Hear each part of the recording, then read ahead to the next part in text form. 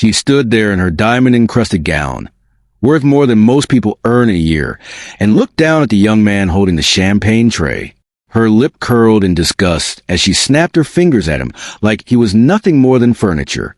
What she didn't know was that this waiter had just signed a deal that morning that would change everything. By midnight, he would own the very ground she stood on, and she would learn a lesson about respect that money can't buy. This wasn't some fantasy or made-up tale. This actually happened at one of Manhattan's most exclusive hotels. And by the end of the night, the woman who thought she could humiliate a server would find herself banned from the very establishment she had frequented for years. Before we get into what happened that night at the Grand Excelsior Hotel, let me know where you're watching from. Are you in New York, Los Angeles, London, Manchester, or somewhere else? Drop your city in the comments, because this story proves that karma works the same way everywhere, and I want to know where all of you are watching this unfold. The events that took place that Saturday evening will become the talk of Manhattan's elite social circles for months to come, and the lessons learned that night are universal, no matter where you're from. The Grand Excelsior Hotel had been the crown jewel of Manhattan's Upper East Side for 73 years. On Saturday evening, it was hosting the annual Philanthropy Gala, an event where the city's wealthiest gathered to congratulate themselves on their charitable donations while spending $50,000 on a single table. The ballroom glittered with Swarovski crystal chandeliers, and every surface seemed to be draped in either silk or gold. The guest list read like a who's who of New York's upper crust: business moguls, society figures, old money families, and nouveau riche entrepreneurs all mingling together in their finest evening wear. The air was thick with expensive perfumes, the scent of imported flowers, and the unmistakable aura of wealth and privilege. Victoria Pemberton arrived at 7:30 sharp, her husband Richard trailing behind her as he checked his phone for the 100th time. Richard Pemberton was the CEO of Pemberton Logistics, a shipping empire his grandfather had built from a single warehouse in Brooklyn back in the 1940s. The company now operated in 43 countries with revenues in the billions. Victoria was his third wife, younger than him by 22 years, and she wore that title like a crown. She had married into money, and she made sure everyone knew it. Her entire identity was wrapped up in being Mrs. Richard Pemberton, and she wielded that status like a weapon whenever the opportunity presented itself. She swept through the entrance, her red gown drawing eyes from every corner of the room. The dress had been custom-made in Paris by a designer whose waiting list was typically 2 years long, but money and connections had expedited the process. It had been flown in just for this evening on a private jet, and the total cost, including alterations and fittings, was more than some people's cars. Her neck dripped with rubies, each stone carefully selected and set in platinum, an anniversary gift from Richard that had cost more than most people earn in 5 years. Her wrists jangled with bangles that probably cost more than a house in the suburbs, and her shoes, imported from Italy, cost more than a month's rent for the average New Yorker. Victoria moved through the crowd like she owned the place, air-kissing friends, commenting loudly on the decor, making sure everyone within earshot knew that she had just returned from the Amalfi Coast where she and Richard had spent 3 weeks on their yacht. She was performative in her wealth, the type of person who needed everyone to know not just that she had money, but that she had more money than them. Every conversation was a competition, every interaction an opportunity to establish her superiority. Marcus Williams was working his third double shift that week. At 26, he had been picking up every extra hour he could at the Grand Excelsior, working as a server while finishing his MBA at night. The schedule was brutal. Classes 4 evenings a week, working at the hotel on weekends and whenever else he could fit in shifts, and spending every spare moment he had working on his tech company. He survived on 4 hours of sleep most nights, fueled by coffee and determination. What nobody at the hotel knew, what nobody in that ballroom could have possibly guessed, was that Marcus had spent the last 5 years building a tech company from his tiny apartment in Brooklyn. That very morning at 9 a.m., he had sat in a conference room in Midtown Manhattan and signed the final papers on a deal that valued his artificial intelligence startup at $800 million. His personal stake, after 5 years of grinding, sacrificing, and believing his vision when nobody else did, was worth just over $300 million. The acquiring company, a Silicon Valley tech giant, had been pursuing him for 8 months. The due diligence process had been exhaustive. The negotiations intense, but finally that morning, the deal had closed. Marcus Williams, the kid from a single-parent household in the Bronx who had worked 2 jobs to pay for community college before transferring to a state university, was now worth more money than he could have ever imagined. He hadn't told anyone yet. Not his mother, who still worked double shifts as a nurse at Mount Sinai Hospital. Not his sister Keisha, who was struggling to pay her student loans while teaching elementary school. Not even his girlfriend Maya, who he'd been dating for 2 years and who had supported him through every late night and every moment of doubt. The deal wouldn't be announced publicly until Monday morning, when the acquiring company would issue a press release. He had come into work that evening because he had committed to the shift 2 weeks earlier, and Marcus Williams didn't break his commitments. He also wanted one last night of normalcy before his entire life changed forever. One last night of being just Marcus the server before he became Marcus Williams, tech entrepreneur and multimillionaire. As he tied his bow tie in the staff locker room that evening, he had looked at himself in the mirror and wondered if this would be the last time he'd ever put on a service uniform. Part of him felt nostalgic already. He had learned so much working at the Grand Excelsior, not just about hospitality and service, but about people, about how they behaved when they thought nobody important was watching, about the casual cruelty that wealth and privilege could breed in people who had never struggled, never been told no, never had to consider anyone's feelings but their own. Marcus was carrying a tray of champagne flutes through the ballroom when he first crossed paths with Victoria Pemberton. She was holding court near the ice sculpture, a massive swan that was already starting to melt under the heat of the lights and the crowd. The sculpture had cost the hotel $15,000 and had taken 2 artists 3 days to create, but it would be completely melted and gone down the drain by the end of the night. That's what money bought you in this world. Temporary beauty, disposable luxury, things that existed just to prove you could afford them. Victoria was talking loudly to a group of women, her voice carrying across the marble floors with that particular pitch that comes from someone who wants everyone to hear what they're saying, even people who aren't part of the conversation. She was the center of attention in her little circle, and she clearly loved it.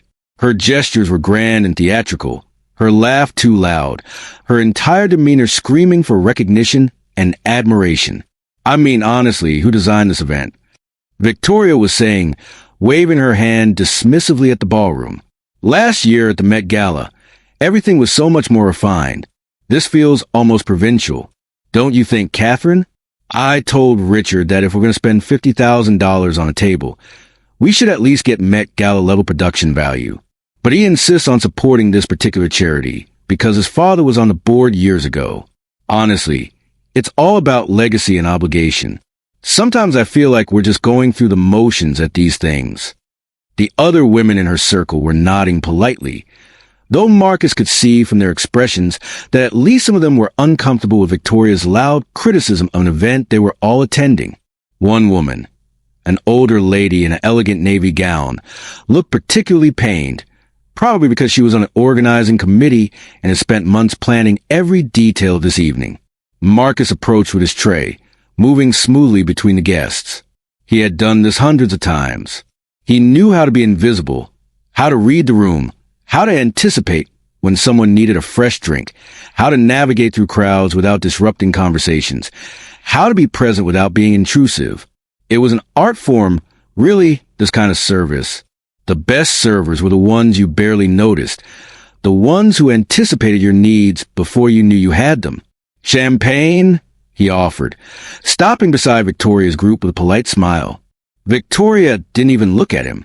She simply reached out and grabbed a glass from his tray without acknowledging his presence, her eyes never leaving her friends' faces, her conversation never pausing.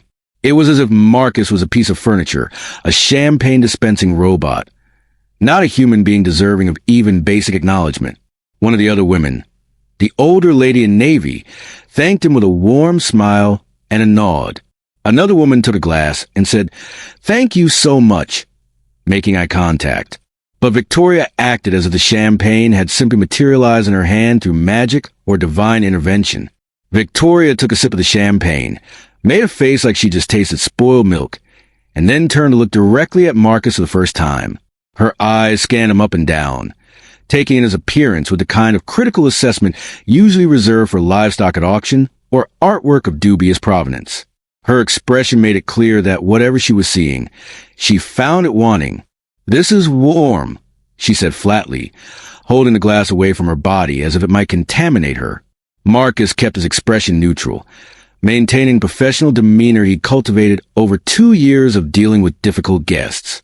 "I apologize, ma'am. I can get you a fresh glass from the bar. This batch was just poured, but I'd be happy to ensure you get one at the perfect temperature." "Can you?" Victoria's voice dripped with sarcasm, her eyebrows raising in mock surprise. "How generous of you to do the job you're being paid for. I mean, isn't that literally the bare minimum of what's expected? Serving drinks at the correct temperature?" The other women looked uncomfortable. The older lady in navy tried to change the subject, saying something about the flower arrangements, but Victoria wasn't finished.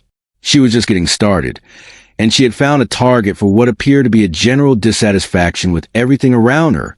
She looked Marcus up and down again, her eyes scanning him from head to toe in a way that made it clear she was judging every single thing about him.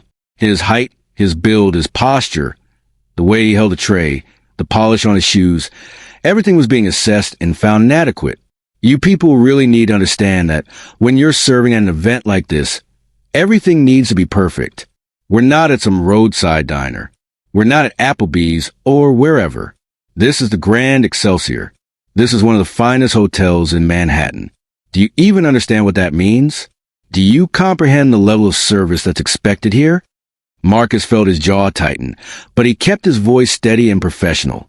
Years of customer service had taught him how to swallow his pride, how to smile when he wanted to frown, how to stay calm when every instinct told him to defend himself. "Yes, ma'am. I understand completely.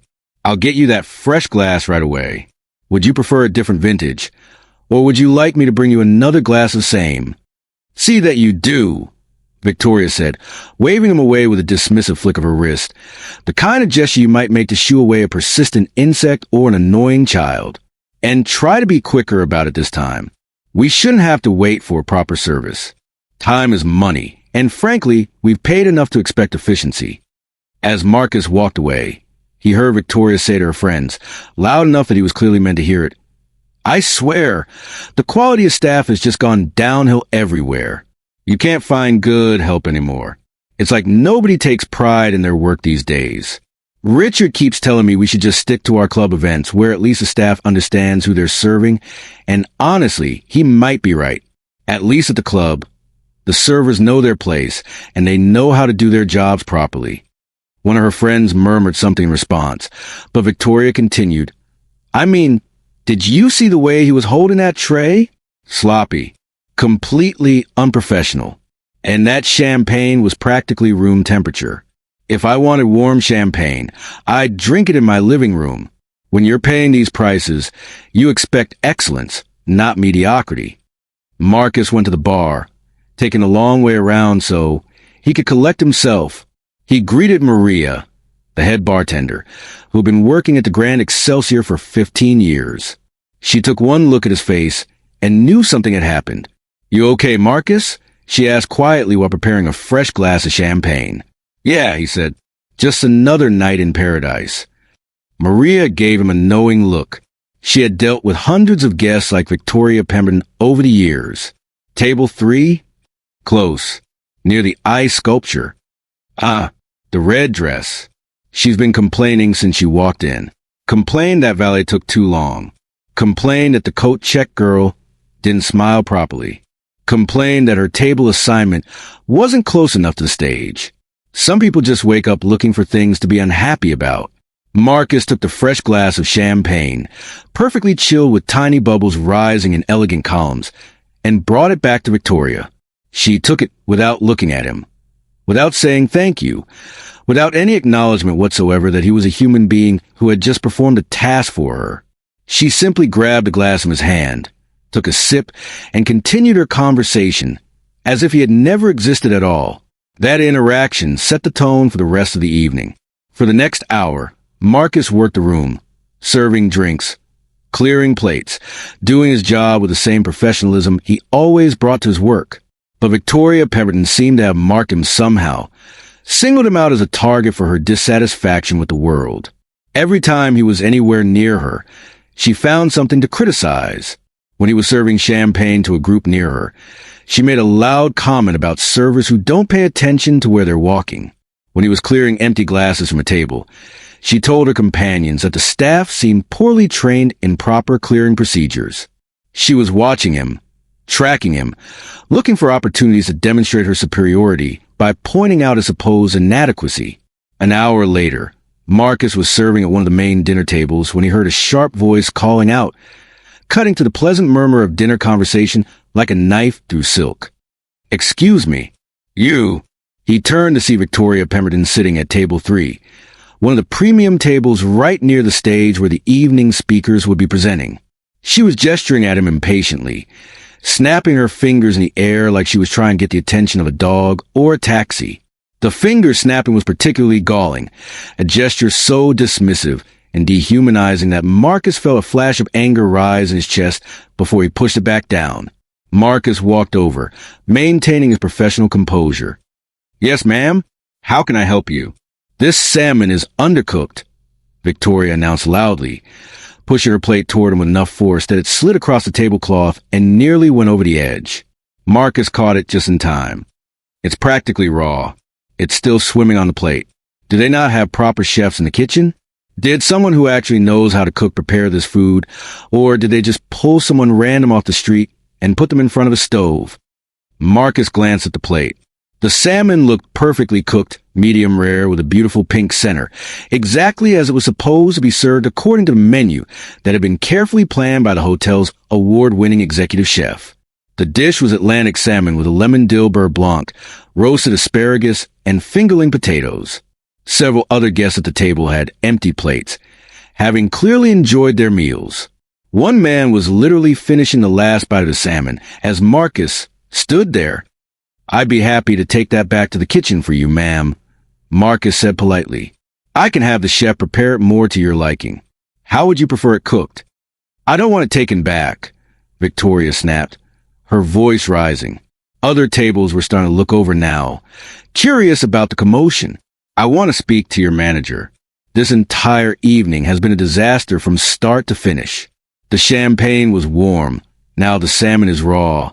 And honestly, the service has been absolutely abysmal. I've been to hundreds of galas, hundreds of events at hotels all over the world, and this is honestly one of the worst experiences I've ever had." Richard Pemberton, sitting beside his wife, looked deeply uncomfortable. His face had gone red, and he was avoiding eye contact with everyone at the table. "Victoria, it's fine, really. The food is fine. My salmon was perfectly cooked." "No, Richard, it's not fine," Victoria cut him off sharply, turning on him with sudden fury. "We paid $50,000 for this table. $50,000. That's more than some people make in a year. And we're being treated like we're at some bargain buffet, like we're at Golden Corral or some chain restaurant. This is supposed to be a premier event at a premier hotel, and instead, we're getting amateur hour." She looked back at Marcus, her eyes cold and filled with something that looked like genuine contempt. "What's your name?" "Marcus, ma'am." "Well, Marcus, I'm going to make sure that management knows exactly how incompetent their staff is. You've been hovering around all evening, and every single time I've seen you, something has been wrong. The champagne was wrong. Now the food is wrong. I saw you earlier bump into someone's chair. You nearly knocked over that woman's purse. Do you even have proper training, or did they just pull you off the street yesterday? Did you even go through an interview process, or do they just hire anyone who walks in the door?" The other guests at the table were looking away now, embarrassed by Victoria's behavior. The man who had just finished his salmon was studying his empty plate with intense fascination. The woman next to him was pretending to check her phone. One older gentleman tried to intervene, clearly hoping to defuse the situation before it got any worse. "Mrs. Pemberton, I'm sure it's just a matter of personal preference. Some people like their salmon more well done." "I'm not talking to you, Gerald," Victoria said sharply, not even looking at him. "I'm addressing the staff member who has been providing substandard service all evening. This is between me and him." She turned back to Marcus, and there was something in her eyes now, something beyond mere dissatisfaction with the service. It was contempt, pure and simple. She was looking at him like he was less than human, like he was something that existed solely to serve her and had failed in that singular purpose. "Are you going to get the manager or not?" she demanded. "Or are you just going to stand there looking confused? Is getting a manager beyond your capabilities as well?" "Right away, ma'am," Marcus said, his voice carefully controlled. He walked away, taking slow, measured breaths. His heart was pounding, and he could feel the adrenaline coursing through his veins. He had dealt with difficult customers before. This was nothing new. Rich people who treated service workers like they were invisible, like they were less than human, like they existed on some lower plane of existence. He had learned a long time ago not to take it personally, to remember that their behavior said everything about them and nothing about him. But something about Victoria Pemberton's tone, the way she looked at him, the casual cruelty in her voice, it reminded him of every time someone had underestimated him, dismissed him, assumed he was less capable because of the color of his skin, or because he was young, or because he was wearing a server's uniform. It reminded him of the venture capitalists who wouldn't take meetings with him when he was starting his company. It reminded him of the professors who assumed he was in class on an athletic scholarship, when actually he was there on academic merit. It reminded him of every person who had ever looked at him and made assumptions based on nothing but their own prejudices and preconceptions. Marcus found Daniel, the banquet manager, and explained the situation as calmly as he could. Daniel, a tired-looking man in his 50s who had been managing events at the Grand Excelsior for 20 years, sighed heavily. He looked like a man who had heard this story 1,000 times before and would hear 1,000 times again. "Table 3? That's the Pembertons. Victoria Pemberton has complained at every single event she's attended here. Every single one. Last month at the charity auction, she complained that her paddle number was unlucky. The month before that, she complained that someone else was wearing a similar dress. The month before that, she complained that the centerpieces were too tall and she couldn't see the stage. She's a professional complainer. Some people aren't happy unless they're unhappy. If you know what I mean, I'll handle it." Marcus watched as Daniel went over to the table, putting on his professional smile, his hands clasped in front of him in that universal gesture of hospitality service. He couldn't hear the conversation from where he stood, but he saw Victoria gesturing dramatically, her hands flying through the air as she made her points. He saw Daniel nodding and apologizing, his body language all deference and concern. He saw Richard Pemberton looking like he wanted to disappear into the floor, his embarrassment palpable even from across the room. The conversation went on for several minutes. At one point, Victoria pointed directly at Marcus, and Daniel turned to look at him. Marcus maintained his neutral expression, his professional demeanor. He wasn't going to give her the satisfaction of seeing that she'd gotten to him. 10 minutes later, Daniel came back to Marcus, and his expression was apologetic. "She wants you removed from the ballroom," Daniel said quietly, pulling Marcus aside so other staff members wouldn't overhear. "She specifically requested that you don't serve anywhere near her table for the rest of the evening. Actually, she requested that you be fired on the spot, but obviously I'm not going to do that.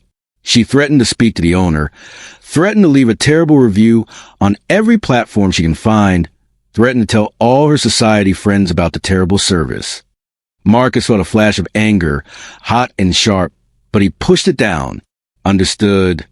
"Look, Marcus," Daniel said, his voice sympathetic, and Marcus could see that the older man genuinely felt bad about this. "I know this isn't fair. I know you didn't do anything wrong. I saw you bring her fresh champagne. I checked with the kitchen, and the salmon was cooked perfectly. They sent me a photo of the plate before it went out. She's just one of those people who needs someone to blame for her bad mood. But she's threatening to speak to the hotel's owner. She's threatening to leave terrible reviews. She's got connections with half the charity boards in Manhattan, and honestly, management doesn't want the headache. Can you just take your break early and work the service hallway for the rest of the night? Just stay out of the ballroom. I'm really sorry." "Yeah," Marcus said. "I can do that." "You're a good kid, Marcus," Daniel said, putting a hand on his shoulder. "You're one of the best servers we have here. Don't let people like her make you think otherwise." She's a problem. Not you. He went to the staff area, untied his bow tie, and sat down on one of the metal chairs that lined the wall. The staff break room was a stark contrast to the opulent ballroom just down the hall, where the ballroom was all crystal and gold and marble. The break room was concrete floors and fluorescent lights and metal lockers. It was a behind-the-scenes reality that guests never saw, the unglamorous infrastructure that made their glamorous evening possible. Marcus pulled out his phone and looked at the email from his lawyer, the one that had come through at 9:15 that morning. The subject line read, "Deal closed, congratulations." The email confirmed that the deal had closed, that the money would hit his account on Monday morning, that everything was real and final and life-changing. He scrolled through the attachment, the summary of terms. Purchase price, $800 million. Your stake, 37. 5%. Net proceeds after taxes and fees, $312 million. $312 million. He could walk out right now. He could never work another service job again. He could buy a dozen grand Excelsior hotels if he wanted to. He could buy the entire building that Victoria Pemberton lived in. He could probably buy Richard Pemberton's company if he wanted to. He had more money in his bank account, or would have on Monday, than Victoria Pemberton had spent in her entire life. But that wasn't who Marcus Williams was. He wasn't the kind of person who walked out on commitments. He wasn't the kind of person who let other people's behavior dictate his actions. He had promised to work this shift, and he would work this shift. He would finish what he started, just like he had with his company, just like he had with his education, just like he had with everything he'd ever undertaken in his life. What Marcus didn't know was that across town, in a glass office tower overlooking Central Park, a very different conversation was taking place. Harold Blackstone, the elderly owner of the Grand Excelsior Hotel, was sitting across from his grandson Peter in his penthouse office, discussing the future of the property. Harold was 87 years old, and he had owned the hotel for 43 years. It had been his pride and joy, the crown jewel of his real estate portfolio. But he was tired. His wife Elizabeth had passed away 2 years earlier after 61 years of marriage, and without her, he had no interest in running the business anymore. The hotel reminded him too much of her, of the parties they'd hosted there, of the anniversary celebrations they'd held in the ballroom, of the life they'd built together. "I had 3 offers this month alone," Harold was telling Peter, his voice still strong despite his advanced age. "All from developers who want to tear the place down and put up condos. Luxury condominiums, they call them. Glass towers with no character, no soul, no history. They've offered me obscene amounts of money, Peter. One developer offered me $450 million, and he plans to demolish the entire structure and put up a 60-story residential tower. Can you imagine? 73 years of history. Gone, just like that, replaced by overpriced apartments for hedge fund managers and tech millionaires. So what are you going to do?" Peter asked, leaning forward in his chair. "I've refused every single one of them," Harold said firmly. "The Grand Excelsior is a landmark, Peter. It's not just a building. It's a piece of New York history. It deserves to be preserved, not torn down and turned into another soulless glass tower. This city has too many of those already. We're losing our history, our architecture, our character, all in the name of profit and progress." "But you want to sell?" Peter asked. "I need to sell," Harold corrected. "I'm 87 years old. I can't run this place anymore. And you, God bless you, you're a lawyer, not a hotel manager. You don't want this responsibility, and I don't blame you. But I want to sell it to someone who will respect it, who will honor what it is, who won't destroy it for a quick profit." "That's a tall order," Peter said. "The money those developers are offering—" "I don't need the money," Harold interrupted. "I have plenty of money. What I need is to know that the Grand Excelsior will still be the Grand Excelsior after I'm gone, that it won't be demolished and forgotten." Harold stood up and walked to the window, looking out over Central Park. The autumn leaves were turning, and the park was a tapestry of reds and golds and oranges. "There's a young man," Harold said slowly. "I met him 6 months ago at a tech conference. Brilliant mind. We sat next to each other at a dinner, just by chance. We got to talking, and he told me about his company. He's building something revolutionary, some kind of artificial intelligence platform that helps companies process and analyze data in ways that weren't possible before. He was so passionate about it, so committed. He reminded me of myself when I was young, when I was building my first company. And Peter prompted, and we talked for hours that night about business, about building things from nothing, about what matters in life. At one point, he mentioned that if his company ever succeeded, if it ever got acquired or went public, he'd want to invest in real estate, but not just any real estate. He said he wanted to invest in properties with history and character, places that meant something, that had souls. He said he grew up in the Bronx, and he used to take the subway down to Manhattan just to look at the old buildings, to admire the architecture, to feel connected to the city's history. Peter's eyes widened. You're kidding. I called him yesterday afternoon. Harold continued. I've been reading about him in the news. His company just got acquired. The deal closed yesterday morning. $800 million. I called him and asked if he was serious about what he'd said that night at the conference, about investing in historic properties. And what did he say? He said yes. Harold said, smiling, without hesitation. I told him I was thinking of selling the Grand Excelsior, and I wanted to sell it to someone who would preserve it, not destroy it. He said he'd be honored. We negotiated a price, $285 million, which is less than the developers were offering, but I don't care. The papers are being drawn up right now. The deal should close tonight, actually at midnight. Peter stared at his grandfather. You're selling the Grand Excelsior? I'm selling it to someone who will respect it, Harold said. Someone who understands what it means to build something from nothing, to create something that lasts. Someone who won't turn it into another soulless glass tower. Someone who has the resources to maintain it properly, to honor its history, while also modernizing what needs to be modernized. Who is this person? Peter asked. Harold smiled, a genuine smile that lit up his weathered face. His name is Marcus Williams. Back at the Gala, the evening was winding down. The dinner service was complete.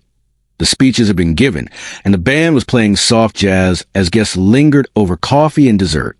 The energy in the room had shifted from formal dinner party to relaxed social gathering. People were moving between tables now, networking, catching up with friends, making plans for future events. Victoria Pemberton was on her fourth glass of wine, and her voice had gotten progressively louder as the evening wore on. Whatever filter she might have started the evening with had been completely dissolved by alcohol and the intoxication of being the center of attention. She was now at the bar, talking to anyone who would listen about the terrible service she had endured. The bartender, poor Maria, was nodding politely, clearly used to hearing complaints from wealthy guests who had had too much to drink. I mean, honestly, what has the city come to? Victoria was saying, her words slightly slurred. You can't get good help anywhere anymore. That waiter, what was his name? Marcus? Completely incompetent. Absolutely useless. I had to have him removed from the room. I literally had to speak to the manager and demand that he be taken off the floor. Can you imagine having to police the staff at an event like this? That's not my job. That's management's job. The bartender nodded politely, refilling Victoria's wine glass even though she probably should have been cut off. I told Richard we should just buy this hotel ourselves, Victoria continued, waving her glass in the air and nearly sloshing wine onto the bar. Then we could make sure the staff is properly trained. Or better yet, replace them all with people who actually know what they're doing. People who understand service, who understand quality, who understand that when you're dealing with clientele like us, you need to perform at a certain level. You can't just hire anyone off the street and expect them to know how to serve at a premier venue. At that exact moment, Marcus walked back into the ballroom. His shift was technically over at 11, and it was now 10:45. Daniel had asked him to help with the final cleanup, the breaking down of tables, the collecting of linens, the tasks that happened after the guests left. As he entered through the service door, he saw Harold Blackstone standing near the main entrance, talking to Charles Morrison, the hotel's general manager. Harold saw Marcus and smiled broadly, waving him over with an enthusiastic gesture that seemed incongruous coming from an 87-year-old man in a tuxedo. Marcus walked over, confused. He had met Harold Blackstone exactly once, 6 months earlier at a technology and entrepreneurship conference in Midtown. They had been seated next to each other at a dinner for speakers and sponsors, and they had talked for maybe an hour, maybe 90 minutes, about business and life and what mattered. It had been a pleasant conversation, the kind of conversation you have with an interesting stranger that you might not see again, but that sticks with you anyway. Marcus had thought about that conversation many times since, especially about Harold's advice on building something that lasts, something that means something beyond just profit. But Marcus hadn't thought much about the fact that Harold Blackstone owned the Grand Excelsior. He knew it intellectually, had learned it when he first started working there, but it hadn't seemed relevant. Harold had thousands of employees across his various properties and businesses. Marcus was just one server among many. He never expected Harold to remember him, let alone recognize him. Marcus, Harold said warmly, reaching out to shake his hand with a surprisingly firm grip. I'm so glad I caught you. I wanted to tell you in person before the announcement goes out tomorrow. I've been waiting here for half an hour, hoping you'd come through. The papers are signed. As of midnight tonight, you're the new owner of the Grand Excelsior Hotel. Congratulations, son. You're a hotel owner. Marcus stared at him, his brain struggling to process what he was hearing. Wait, what? You told me 6 months ago that if your company succeeded, you wanted to invest in properties with history, Harold said, his eyes twinkling with satisfaction at Marcus's shocked expression. I took you seriously. I've been thinking about that conversation for months, Marcus. When I read about your acquisition in the Financial Times yesterday morning, I knew it was time. I called you this afternoon after I heard about your deal closing, and you said yes. Don't you remember? My lawyer called you around 2 p.m. Marcus's mind raced back to that afternoon. He had been in such a daze after morning's deal closing, fielding calls from lawyers and accountants and advisors, that when someone had called about a real estate investment opportunity, he had barely processed what they were saying. He remembered saying yes to something, remembered thinking it sounded interesting, remembered the figure of $285 million. But in the chaos of the day, he hadn't fully comprehended what he was agreeing to. The wire transfer cleared an hour ago, Harold continued, clearly delighted by Marcus's stunned reaction. All the paperwork is finalized. As of midnight, which is, he checked his watch, a vintage Rolex that had probably been worth a fortune for decades. 14 minutes from now, you'll be the sole owner of the Grand Excelsior Hotel. Every room, every crystal chandelier, every marble tile, every piece of history in this building. It's all yours. Charles Morrison, the general manager who had been standing beside Harold looking nervous, now looked absolutely stunned. His mouth had fallen open, and he was staring at Marcus like he'd just seen a ghost. He extended his hand to Marcus with a shaky movement. Mr. Williams, I had no idea. Nobody told me. Congratulations, sir. This is wonderful news.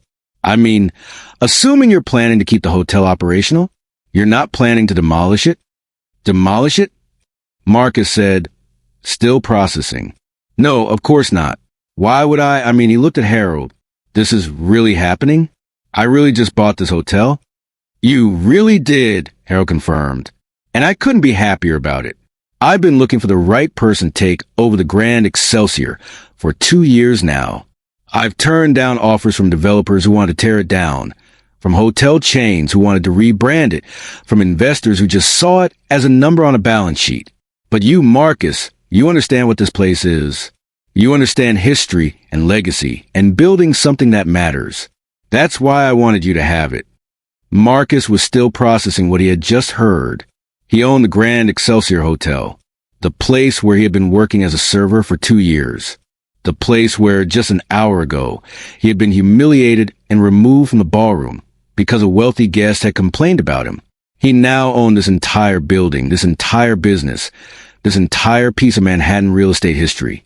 Victoria Pemberton, who had been standing at the bar 10 feet away nursing her 5th glass of wine, had heard every word of this conversation. The ballroom had gotten quieter as the evening wound down, and Harold's voice full of enthusiasm and joy, had carried across the space. She turned around slowly, her wine glass halfway to her lips, her face flushing red as the words sank in. "Excuse me," she said loudly, her voice cutting to the quiet conversations around her. "Did you just say he's a new owner? The waiter is a new owner?" Harold turned to her, and his expression shifted from joy to something much colder. He had been in business for over 60 years, and he knew exactly who Victoria Pemberton was. He knew her type. He had dealt with 1,000 people like her over the decades. "Yes, madam. Marcus Williams has purchased the Grand Excelsior. The deal closes at midnight, which is now," he checked his watch again, 12 minutes away. Victoria stared at Marcus, and for the first time that evening, real recognition came into her eyes. Not recognition of who he was as a person. She had never bothered to actually look at him as a human being before, but recognition that she had made a catastrophic mistake. Her face went from red to white in the space of about 3 seconds. Her wine glass trembled in her hand. "That's impossible," she said. But her voice wavered, all the confidence and superiority that had dripped from every word she'd spoken that evening suddenly gone. "He's a waiter. He's staff. He can't. That doesn't make any sense." "He's an entrepreneur," Harold corrected her, and there was steel in his voice now. He built a technology company from nothing.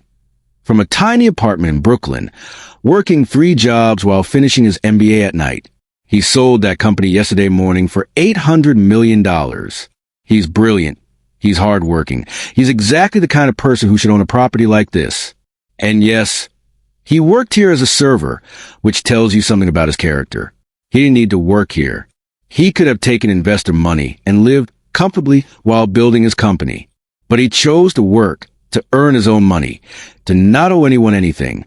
That's the kind of integrity that's rare in this world. Victoria's face went through several expressions in rapid succession. Shock, disbelief, horror, and finally, desperate calculation. She looked at Marcus, then at Harold, then back at Marcus. Her husband, Richard, had appeared beside her now, drawn by the commotion, and his face was ashen. He had been in business long enough to recognize a disaster when he saw one. "Mr. Williams," Richard said quickly, stepping forward with his hand extended, his voice taking on a tone of desperate politeness. "Richard Pemberton, Pemberton Logistics. I want to apologize for any misunderstanding this evening. I'm sure there was just some confusion about the service, about the food. These things happen at large events. Misunderstanding," Marcus said quietly, and his voice was calm, but there was steel underneath it. Steel that had been forged through years of being underestimated, dismissed, and disrespected. "Your wife called me incompetent. She said I was pulled off the street. She said I didn't know how to do my job. She questioned whether I had proper training. She demanded that I be removed from the ballroom because she decided the service wasn't up to her standards. That wasn't a misunderstanding, Mr. Pemberton.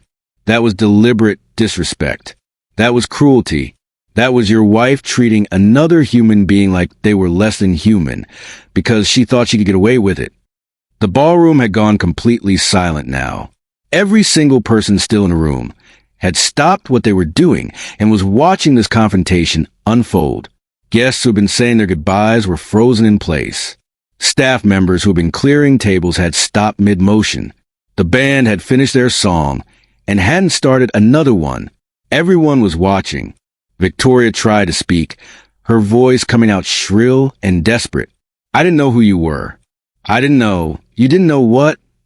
Marcus interrupted her, and his voice was getting stronger now, all the anger and hurt from the evening channeling into words that came out clear and powerful. "You didn't know I was about to own this hotel? Does that matter? Would it have been okay to treat me that way if I was just a server? If I was just someone working an honest job to pay their bills? If I was just someone trying to make a living and support their family? Would it have been acceptable to snap your fingers at me, to wave me away like I was an insect, to mock me to your friends, to have me removed from the room like I was some kind of problem that needed to be dealt with?" Victoria opened her mouth, but no sound came out. Her face was now completely white except for 2 bright red spots on her cheeks. "Here's what you didn't know," Marcus continued, taking a step closer, and Victoria actually backed up, bumping into the bar behind her. You didn't know that I've been working 3 jobs while building my company. You didn't know that I've been sleeping 4 hours a night for the past 5 years because I believed in something and I was willing to sacrifice for it. You didn't know that I'm 3 months away from finishing my MBA, that I'm maintaining a 4.0 GPA while working full-time and running a startup. You didn't know that the champagne you complained about being warm had actually been poured 30 seconds before I brought it to you, which is a correct temperature for that particular vintage, a Perrier Belle Epoque that's meant to be served at 50 degrees Fahrenheit. You didn't know that the salmon you said was raw was cooked exactly to medium rare, which is how our executive chef, who has a Michelin star and has been cooking for 30 years, intended it to be served, and how every other guest at your table enjoyed it. He took another step closer. The entire ballroom was holding its breath. But most importantly, Marcus said, and his voice dropped lower, became more intense. You didn't know that respect isn't something that should depend on how much money someone has in their bank account or what job they're doing or what uniform they're wearing. You didn't know that the person carrying your champagne tray might be carrying a lot more than you assumed. You didn't know that every person you encounter is a human being with dreams and goals and dignity that deserves to be respected. And you definitely didn't know that karma works fast. Really, really fast. The ballroom was so quiet you could hear the ice melting in glasses. Victoria looked around desperately, seeing all the faces watching her, all the people who had witnessed her behavior throughout the evening, all the witnesses to her humiliation, her social circle, her peers, the people whose opinions she cared about. They were all watching her face the consequences of her actions. Richard Pemberton looked like he wanted to disappear through the floor. His face was red. Sweat was beading on his forehead, and his eyes were darting around looking for an escape route that didn't exist. Mr. Williams, please, I'm sure we can work this out. Perhaps we can discuss this privately. Perhaps over lunch next week. I'm sure we can find some common ground. You can finish your evening, Marcus said, his voice calm again but absolutely firm. You paid $50,000 for your table, and I'm not going to throw you out before the event ends. That would be rude. And unlike your wife, I don't treat people rudely regardless of the circumstances. You're welcome to stay until the event officially concludes at midnight. But after tonight, after this moment, you're not welcome back at this hotel. Either of you, consider yourselves permanently banned from the Grand Excelsior. Your names will be entered into our system, and you will not be able to make reservations, attend events, or set foot in this building again. Victoria found her voice finally, and it came out shrill and desperate, loud enough that people at the far end of the ballroom could hear her. You can't do that. Do you know who my husband is? Do you know who we are? Do you have any idea how much influence we have in this city? We're on charity boards. We're members of every important club. We know everyone who matters. You're making a huge mistake. We can destroy your reputation. We can make sure you're never accepted in Manhattan society. One phone call and you'll be a pariah. I know exactly who you are, Marcus said, and there was something almost pitying in his voice now. I know exactly who your husband is. Richard Pemberton, CEO of Pemberton Logistics, a company his grandfather built, a company he inherited rather than created. And I know exactly who you are, Victoria. You're the kind of person who married money instead of making it. You're the kind of person who derives all of your self-worth from your husband's bank account and your position in society. You're the kind of person who thinks that money gives you the right to treat other people like they're beneath you, like they exist solely to serve you, like their feelings and dignity don't matter because they don't have as much money as you do. He paused, letting his words sink in. The silence in the ballroom was absolute. You're the kind of people who think money equals worth, who think that a person's value is determined by their net worth or their job title or what they're wearing. This hotel has been a Manhattan institution for 73 years, not because it catered people like you, but because it was built on respect, on service, on treating every single guest and every single employee with dignity. Harold Blackstone built this reputation over 4 decades of ownership, and I'm not going to let people like you destroy it. He turned to Daniel, the banquet manager, who was standing nearby looking absolutely shocked, his mouth hanging open, his eyes wide. Daniel, please make a note in the system. Mr. and Mrs. Richard Pemberton are permanently banned from all future events and reservations at this property. Their names, their credit cards, their phone numbers, everything goes into the system. If they try to make a reservation under a different name, if they try to attend an event as someone else's guest, they are to be escorted from the premises immediately. Is that clear? Yes, sir, Daniel said, and there was a note of profound satisfaction in his voice. The satisfaction of a man who had spent 20 years dealing with people like Victoria Pemberton and was finally seeing justice served. Crystal clear, Mr. Williams. I'll make sure everyone on staff is notified. Victoria looked around the ballroom one more time, seeing all the faces watching her, and for the first time in her life, she had absolutely no idea what to say. Her entire identity, her entire sense of self, was built on her position in society, on being able to walk into any room and be treated like royalty because of who she was married to. And in the space of 5 minutes, all of that had crumbled. She had been publicly humiliated, banned from one of Manhattan's premier hotels, and worst of all, it was her own fault, her own cruelty, her own arrogance, her own inability to treat another human being with basic respect had caused this. She grabbed her purse from the bar with shaking hands, grabbed her husband's arm with enough force to leave marks, and practically ran toward the exit. Her heels clicked frankly against the marble floor, the sound echoing through the silent ballroom like gunshots. Richard stumbled after her, tried to keep up, not even bothering to say goodbye to anyone, not bothering to make excuses or try to save face. They just fled, and everyone watched them go. The moment the doors closed behind the Pembertons, the ballroom erupted, not in applause, that would have been too gauche, but in a sudden explosion of conversation, everyone turning to their neighbors, everyone trying to process what they had just witnessed. Harold Blackstone put his hand on Marcus's shoulder, and he was smiling, a genuine smile of pride and satisfaction. "That was well done, son," Harold said quietly, his voice warm.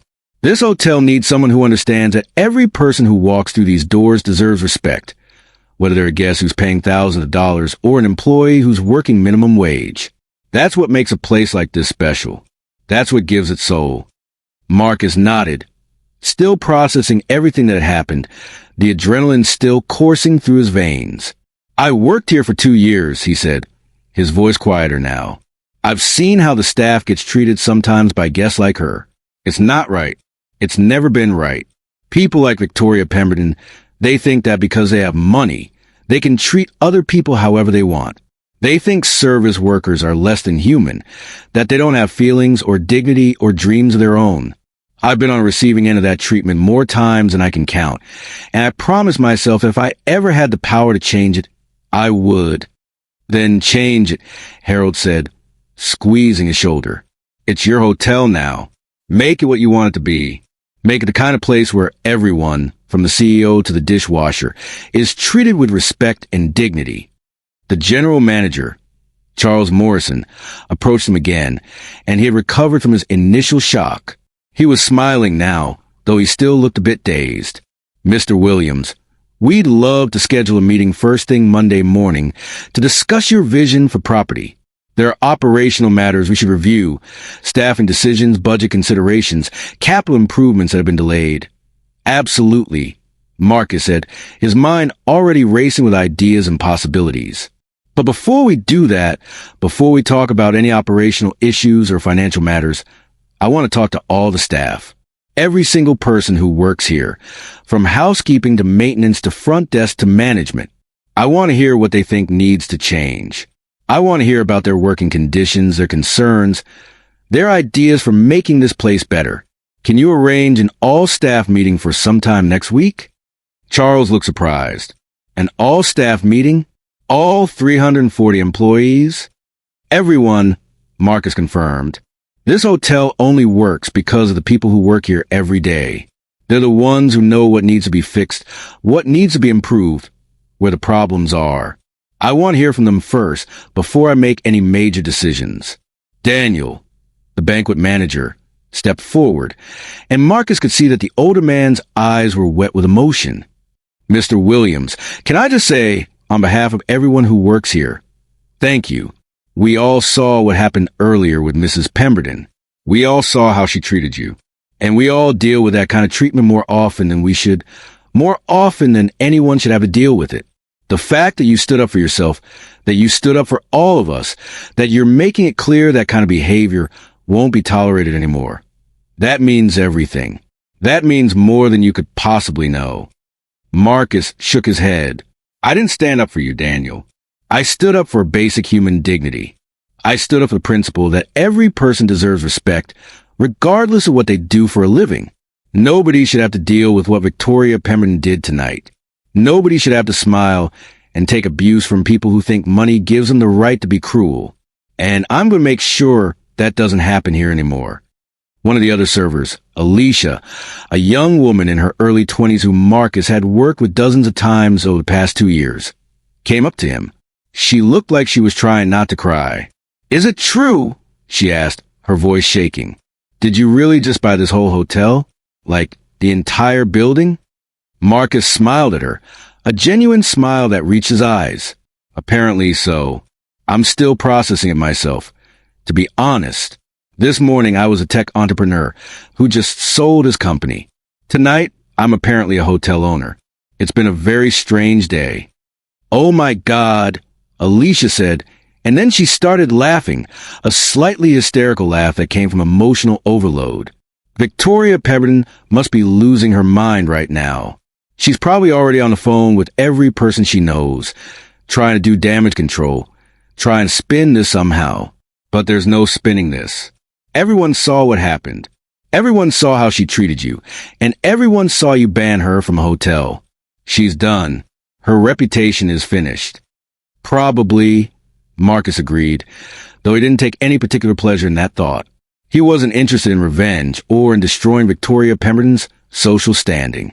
He just wanted to create a place where people were treated with respect, where employees didn't have to endure abuse from guests, where basic human dignity was valued more than money or social status.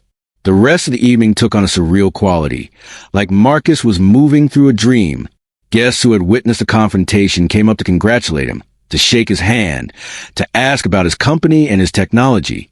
Several offered him business cards, invited him to dinners and events, tried to establish connections. A few were genuinely interested in him as a person. Most were opportunists who saw a young, newly wealthy entrepreneur and wanted to attach themselves to his success. Marcus accepted the congratulations politely, took the business cards, made vague promises to follow up, but mostly he spent the rest of the evening talking to the staff. He pulled aside servers and asked them about their working conditions.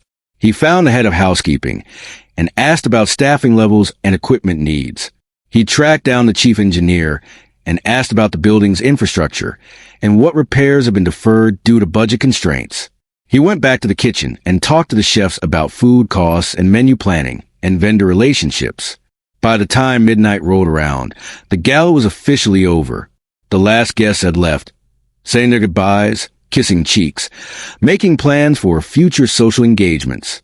The cleanup crew was in full swing now, breaking down tables, collecting linens, sweeping floors, returning the ballroom to its neutral state.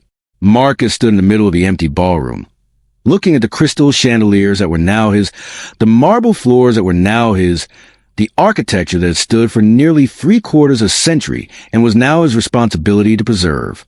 His phone rang. Breaking the moment, he looked at the screen. It was his mother. Marcus, "Baby, why haven't you called me back?" she said when he answered, and he could hear the worry in her voice. "I've been trying to reach you all day. I called you 3 times. Are you okay? Are you eating properly? You're not working too hard, are you?" "Sorry, Mom," he said, and he couldn't help but smile at her concern.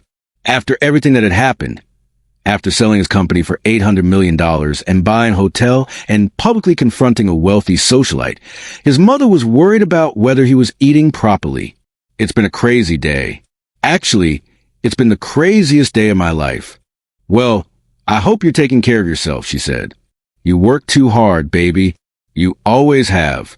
Even when you were little, you were always pushing yourself, always trying to prove something. Are you working tonight? Please tell me you're not working another double shift. You need rest." Marcus smiled, looking around the ballroom that now belonged to him. "Actually, Mom, I need to tell you something. I sold my company this morning." There was a long pause on the other end of the line. "You what?" "I sold the company." The tech startup I've been building for the past 5 years. I sold it this morning. For a lot of money, Mom. Like, a lot of money. More money than you can probably imagine. Marcus, what are you saying? His mother's voice was shaking now. I'm saying everything's going to be okay, Marcus said, and he felt emotion welling up in his chest. Better than okay. You don't have to work anymore. Mom, you can retire. You've been working as a nurse for 32 years, doing double shifts, working holidays, sacrificing so much to raise me and Keisha. You're done now. I'm taking care of everything from now on. Your mortgage, Keisha's student loans, everything. You're never going to have to worry about money again. His mother started crying, and Marcus heard her trying to stifle the sobs. Marcus Williams, are you serious right now? Please tell me you're not joking about this. Please tell me this is real. It's real, Mom. I sold the company for $800 million.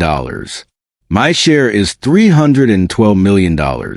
And Mom, that's not even the craziest part. I bought a hotel. Tonight, like an hour ago, the one I've been working at, the Grand Excelsior. I bought it. You bought a what? His mother's voice went up an octave. A hotel, the Grand Excelsior Hotel. It's this beautiful historic building in Manhattan. Been around for 73 years. I bought it from the owner, this amazing guy named Harold Blackstone who I met at a conference. I'm standing in it right now. It's mine. I own a hotel, Mom. Marcus Williams. His mother said, her voice breaking, you better not be playing with me right now. You better be telling me the truth, because if this is some kind of joke, I'm not joking, Mom. I swear on everything. I'm standing in the middle of an empty ballroom in a hotel that belongs to me. It's real. All of it is real. They talked for another 25 minutes, his mother alternating between crying and laughing, asking him to repeat details because she couldn't believe what she was hearing, making him promise that he was taking care of himself, that he wasn't working too hard, that he remembered where he came from. She told him how proud she was, how she always knew he would do something special, how his father, who had died when Marcus was 8, would have been so proud of the man he had become. When he finally hung up, Marcus felt lighter than he'd felt all day, telling his mother, hearing the joy and relief in her voice, knowing that he'd take care of her and his sister. That was worth more than all the money in his bank account. Harold Blackstone had waited for him, sitting patiently in one of the chairs near the entrance. When Marcus walked over, Harold stood up slowly, his age showing the careful way he moved, and handed Marcus a small envelope. The paper thick and expensive, the kind of stationery that spoke of old money and old traditions. What's this? Marcus asked, taking the envelope. Open it, Harold said. Marcus opened the envelope carefully and pulled out an old key, brass and worn, the kind of key that hadn't opened anything in decades. It was beautiful in its own way, a piece of functional art from a time when even mundane objects were crafted with care. That's the original key to the hotel, Harold said, his voice soft with memory. My grandfather had it made in 1952, when he first bought this building. Back then, hotels didn't have electronic key cards or digital locks. Everything was mechanical, everything was physical. When my grandfather died in 1982, he gave me that key. He told me it was symbolic, that it represented responsibility, legacy, the trust that comes with owning something that matters to people. Harold placed his hand over Marcus's, closing his fingers around the key. Now I'm giving it to you. It doesn't open anything anymore. We've upgraded all the locks 5 times since then. We've gone digital and electronic, but it's symbolic. This hotel has a soul, Marcus. It's not just a building. It's not just a business. It's a place where people have celebrated weddings and anniversaries, where they've held funerals and reunions, where they've marked the most important moments of their lives. That's what this key represents. That's the responsibility you're taking on. Treat it well. Marcus took the key, feeling the weight of it in his hand, both the physical weight of the brass and the metaphorical weight of everything it represented. I will, sir. I promise you, I will. I know you will, Harold said, and his smile was warm and genuine. That's why I sold it to you. That's why I turned down developers who offer me more money, because I knew you would treat this place with the respect it deserves. I knew you would honor its history while also taking it into the future. And after what I saw tonight, after watching you stand up for yourself and for your future employees, I know I made the right choice. The next week passed in a blur of activity. Marcus met with lawyers and accountants. He reviewed financial statements and operational reports. He toured every floor of the hotel, from the penthouse suites to the basement boiler room. He met with department heads and reviewed staffing levels and operational procedures. He discovered deferred maintenance issues that needed immediate attention, outdated systems that needed to be replaced, employee benefit programs that were barely adequate. But most importantly, he listened. He listened to the housekeeping staff who told him about broken equipment and understaffing. He listened to the maintenance team who explained which systems were on the verge of failure. He listened to the front desk staff who described dealing with demanding guests and insufficient support from management. He listened to the kitchen staff who talked about tight food budgets and pressure to cut corners. And he took notes. Pages and pages of notes. Problems to be solved, systems to be improved, people to be valued and supported. 1 week after that night at the Gala, Marcus held his first all-staff meeting. He had spent the week meeting with department heads individually, touring every floor of the hotel, talking to housekeepers and maintenance workers and front desk staff and chefs. He had taken extensive notes, made comprehensive plans, started implementing changes that didn't require formal approval. Now, standing in the same ballroom where he had been humiliated just 7 days earlier, he looked out at 340 hotel employees, all of them gathered during a time when the ballroom wasn't booked, all of them waiting to hear what the new owner had to say. They filled the room, standing in groups, some looking nervous, some looking curious, some looking skeptical. They didn't know what to expect. Hotel ownership changes were usually bad news for employees. New owners typically meant cost-cutting, layoffs, increased workloads. Marcus took a deep breath and began. My name is Marcus Williams, and until last Saturday night, I was one of you. I worked banquet service here for 2 years while I was building my business and finishing my MBA degree at night. I've carried the same trays you carry. I've dealt with the same difficult guests you deal with. I've cleaned up the same messes and worked the same long hours. I've worn the same uniform, felt the same exhaustion at the end of the double shift, dealt with the same challenges you face every single day. He paused, looking around the room, making eye contact with people he recognized, people he had worked alongside. I know what it's like to be treated as invisible. I know what it's like to have someone snap their fingers at you, talk down to you, act like you're less than human because you're wearing a service uniform. I know what it's like to work your hardest and have someone tell you it's not good enough because they're in a bad mood or because they think their money gives them the right to be cruel. And I'm here to tell you that stops now. Today, this minute. There were murmurs of approval through crowd, people whispering to each other, exchanging glances. Effective immediately, we're implementing new policies, Marcus continued, raising his voice to be heard over the murmuring. First, wages. Everyone in this room is getting a 20% raise. I've reviewed the salary data, and frankly, you're all underpaid compared to industry standards. That changes now. The raises will be reflected in your next paycheck. The murmuring got louder, people looking at each other in surprise. Second, benefits. Starting next month, every employee of this hotel will have full health insurance, dental coverage, vision coverage, and a retirement matching program. If you contribute to your 401k, the hotel will match up to 6% of your salary. I know healthcare is expensive. I know many of you have been choosing between paying for insurance and paying your bills. That's not a choice anyone should have to make. People were smiling now. Some were openly crying. Third, education. If you want to go to school, take classes, learn new skills, develop yourself professionally or personally, this hotel will pay for it. Up to $10,000 per year per employee for tuition, books, and educational expenses. You want to finish your degree? We'll pay for it. You want to learn a new language? We'll pay for it. You want to take culinary classes or hospitality management courses or computer programming? We'll pay for it. Invest in yourself, and we'll invest in you. The applause started then, tentative at first, then building into something stronger. But here's the most important change, Marcus said, raising his voice to be heard over the applause. If a guest treats you disrespectfully, if they demean you, if they snap their fingers at you or talk down to you or act like you're beneath them, you have permission to walk away. Report it to your supervisor. Report it to management, and management will handle it. You are not required to stand there and take abuse from anyone, regardless of how much money they're spending or how important they think they are. The applause got louder. People were shouting their approval now.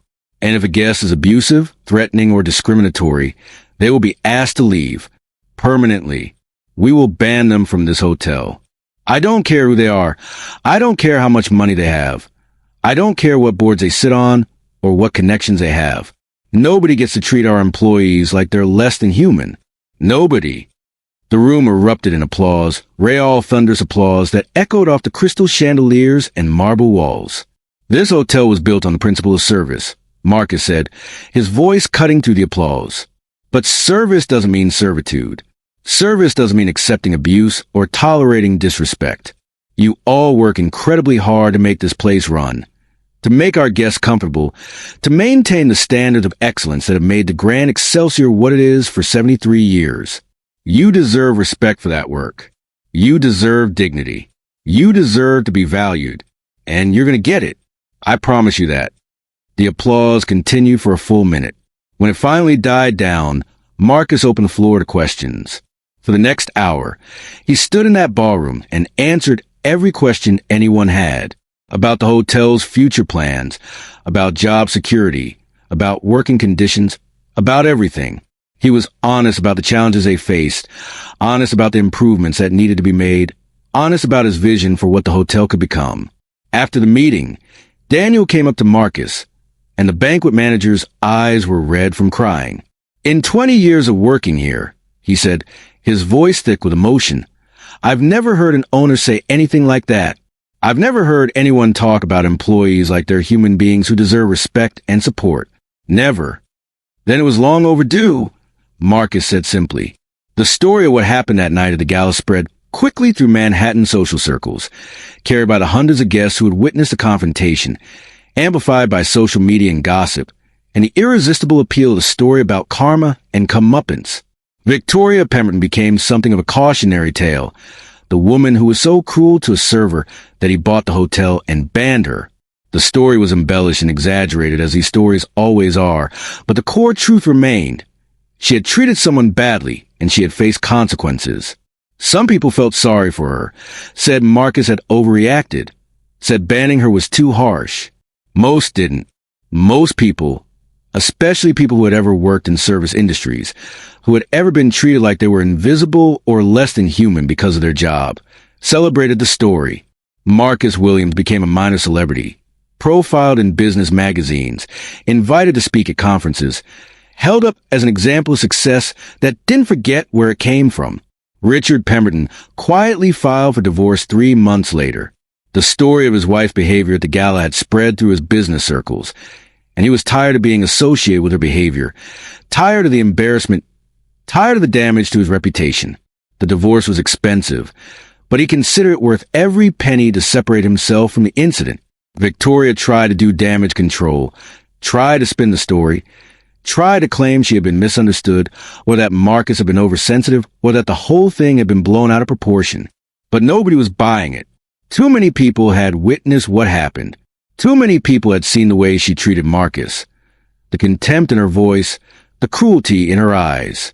She tried to reinvent herself, tried to position herself as someone who had learned from her mistakes. But the damage was done. Her invitations to social events dried up.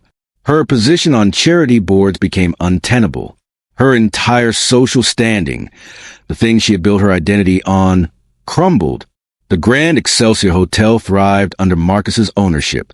He kept a historic character while modernizing operations.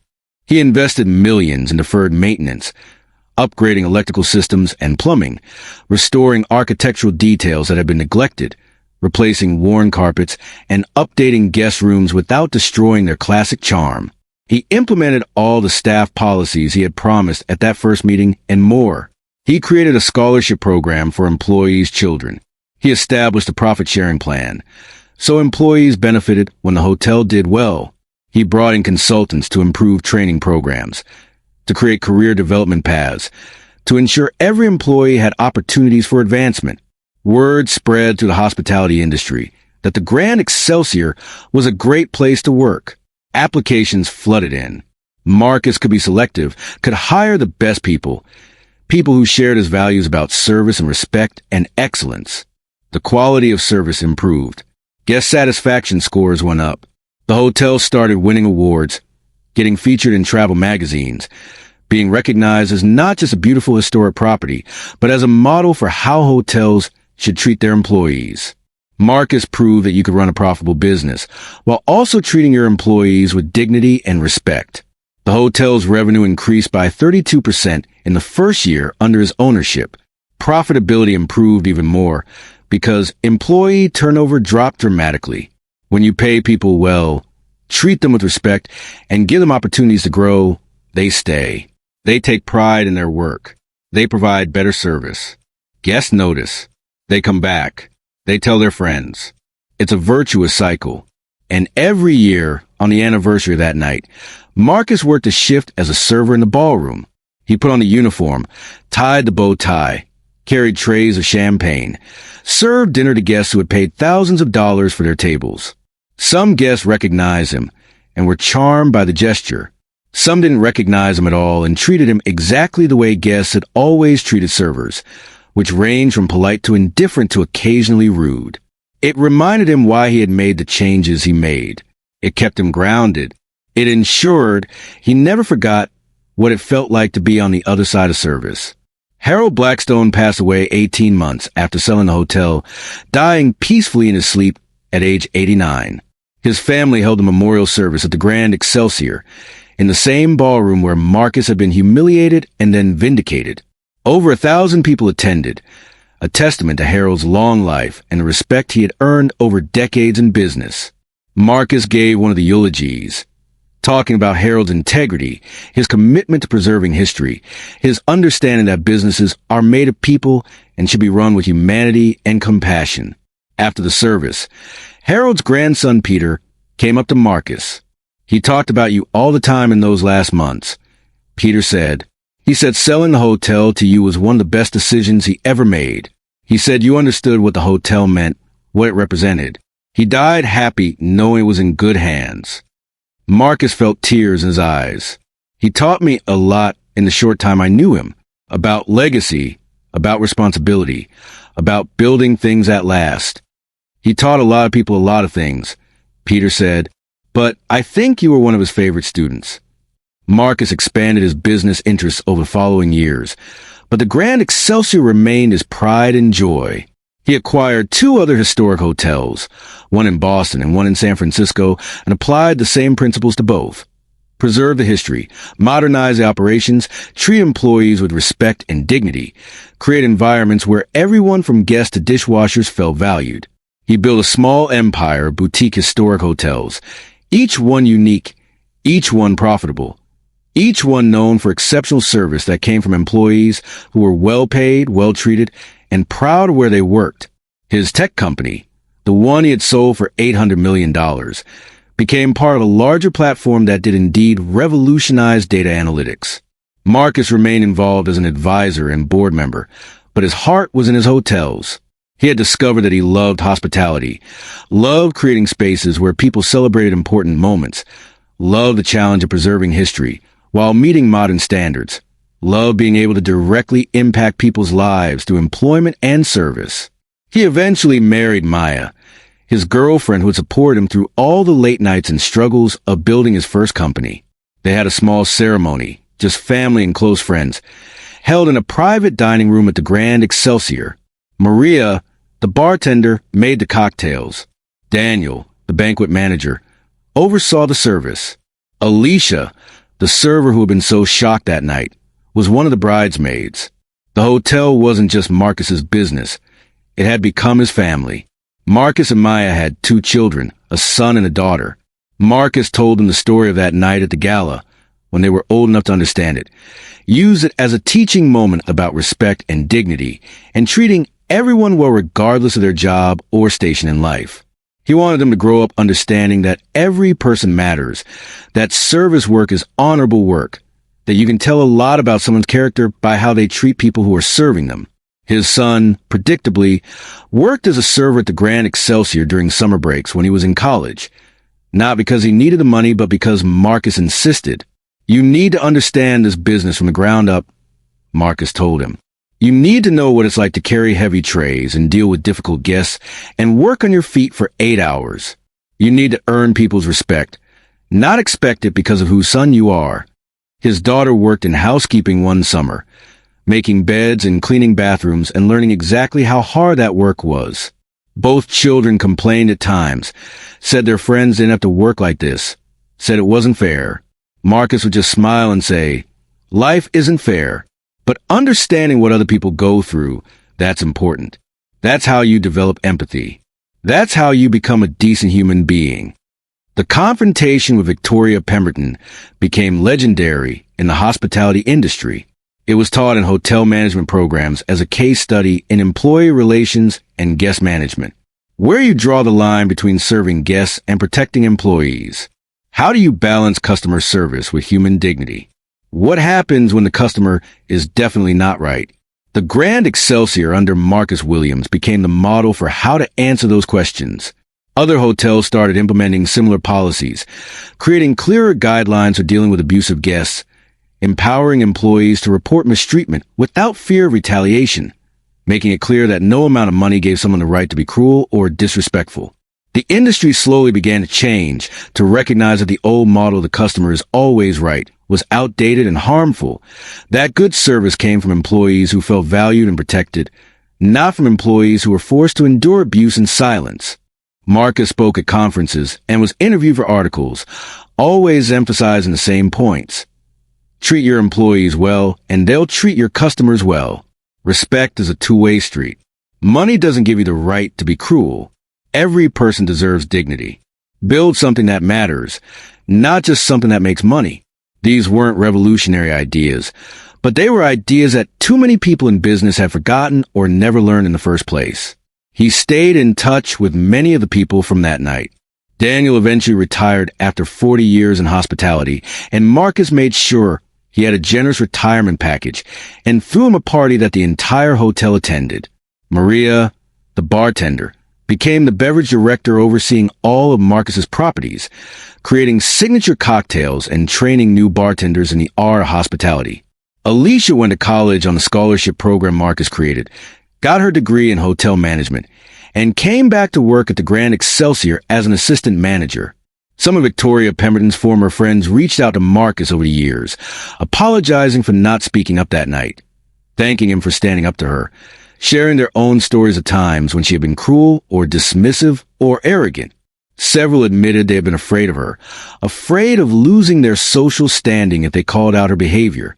Marcus listened to these stories with empathy, understanding how social hierarchies worked, how fear of exclusion could make people complicit in behavior they knew was wrong. He never spoke to Victoria again. He heard to the grapevine that she had moved to Palm Beach, tried to reinvent herself in a new social scene, but the story had followed her. In the age of social media and interconnected social networks, you couldn't really escape your reputation anymore. What you did mattered. How you treated people mattered. The world was smaller than it used to be, and consequences were harder to avoid. Marcus sometimes wondered what would have happened if Harold Blackstone hadn't been at the hotel that night, if the timing had been different, if the confrontation had happened on any other evening. Would he still have bought a hotel eventually? Would his path have been different? But then he'd remember that moment in the staff break room, looking at his phone, seeing the confirmation that his deal had closed, knowing he had the resources to change things, and he'd realize that something like this was probably inevitable. He had been working toward this his entire life, building toward the moment when he'd have the power and resources to create the kind of workplace he wished had existed when he was starting out. The story resonated with people because it wasn't really about hotels or galas or wealthy socialites. It was about something universal. The desire to be seen, to be respected, to be treated with dignity regardless of what you do for a living. Everyone who had ever worked in service, everyone who had ever been dismissed or talked down to or treated as invisible, saw themselves in Marcus's story. And everyone who had worked hard and been underestimated, everyone who had been judged by their appearance or their job or their circumstances rather than their character or their potential, found inspiration in the fact that he had succeeded anyway. Years later, when Marcus was asked in an interview what moment he was most proud of in his business career, he didn't talk about selling his tech company for $800 million. He didn't talk about the awards his hotels won, or the expansion of his business empire, or the impressive financial returns he had generated for his investors. He talked about that staff meeting a week after buying the Grand Excelsior, when he had announced the new policies, and seen the looks on people's faces, the relief and gratitude and hope in their eyes. That moment, he said, when I saw 340 people realize that their lives were about to get better, that they were going to be valued and respected and supported, that was the moment I knew I was doing something that mattered. Money is great. Success is wonderful, but the ability to improve people's lives, to treat them with the dignity they deserve, to create workplaces where people feel valued and respected, that's what it's really about. That's the legacy I want to leave. The journalist conducting the interview asked him if he had any regrets about how he handled the situation with Victoria Pemberton, if he thought banning her had been too harsh, if he wished he had been more forgiving. Marcus thought about it for a moment before answering. No, he said finally, I don't regret it. She needed to face consequences for her behavior. Too many people like her go through life treating others badly without ever facing any real repercussions because they have money or status or connections. They learn that they can get away with it, that their wealth protects them from accountability. Breaking that pattern, showing that actions have consequences regardless of how much money you have. That was important, not just for her, but for everyone who witnessed it. He paused, then continued. But more than that, it sent a message to every employee at the hotel and in the industry that their dignity matters, that they don't have to accept abuse as just part of the job, that someone will stand up for them. That's worth more than being polite to someone who was cruel. So that's what happened when a CEO's wife mocked a black waiter at a gala, not knowing that it had just become wealthy enough to buy the entire hotel. The lesson here isn't just about karma, although karma certainly played its part that night in the most spectacular way imaginable. The lesson is about respect, about recognizing humanity in every single person you encounter, regardless of their job or their uniform or what you assume about their circumstances. Victoria Pemberton learned that lesson the hard way. Humiliated in front of hundreds of people, banned from one of Manhattan's premier hotels, her social standing permanently damaged, and she's not welcome at the Grand Excelsior anymore. She probably never will be. But the bigger lesson is about the kind of world we create with our daily choices. Every interaction is a choice about how we treat other people. Every moment is an opportunity to recognize someone's humanity or to dismiss it.